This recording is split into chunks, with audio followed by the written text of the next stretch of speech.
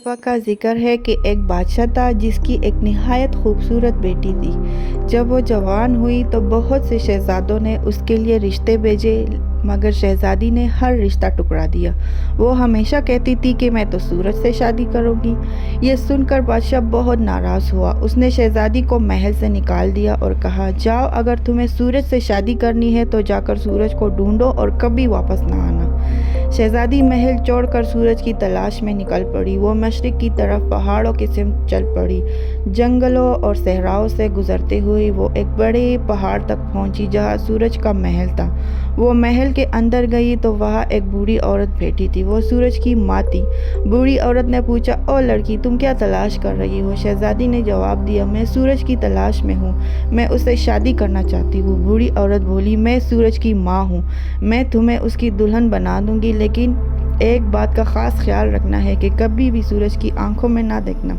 शहज़ादी ने वादा किया और कई साल तक वो इस वादे पर कायम रही, लेकिन वक्त गुजरने के साथ साथ वो बहुत तजस्सुस का शिकार हुई। एक दिन उसने बूढ़ी औरत से पूछा, आपने मुझे सूरज की आंखों में देखने से क्यों मना किया है? मैं बस एक बार उसका चेहरा देखना चाहती हूँ। बूढ़ी औरत ने कहा, मैं तुम्हें समझ सकती हूँ। अगर तुम वाकई उसे देखना चाहती हो तो जब वो शाम को घर लौटे तो उसके सामने एक पानी का गिलास रख देना। उस गिलास में तुम्हें उसका अक्स नज़र आएगा, लेकिन याद रखो, अगर तुम ज़्यादा देर तक देखती रही तो ये तुम्हारे लिए नुकसानदेह हो सकता है।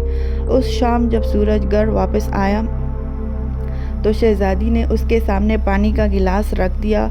उस गिलास में सूरज का अक्स इतना खूबसूरत था कि शहज़ादी उसे देखती ही रह गई। जब सूरज को इस बात का इल्म हुआ तो वो बहुत नाराज़ हुआ। अगर तुम मेरी बात नहीं मान सकती तो तुम्हें मेरे महल में रहने का कोई हक नहीं। फ़ौरन यहाँ से चली जाओ। सूरज ने उसका हाथ पकड़ा और महल से बाहर निकाल दिया। शहज़ादी बहुत रोई और पहाड़ से चढ़कर एक वादी में आ गई। जब वो वादी में पहुंची तो सूरज तेज़ चमकने लगा। सूरज की रोशनी ने शहज़ादी को एक खूबसूरत सूरजमुखी के फूल में बदल दिया। अब सूरजमुखी हमेशा सूरज की तरफ मुंह किए रहती है और इसलिए आज उसे सूरजमुखी सनफ्लावर कहा जाता है।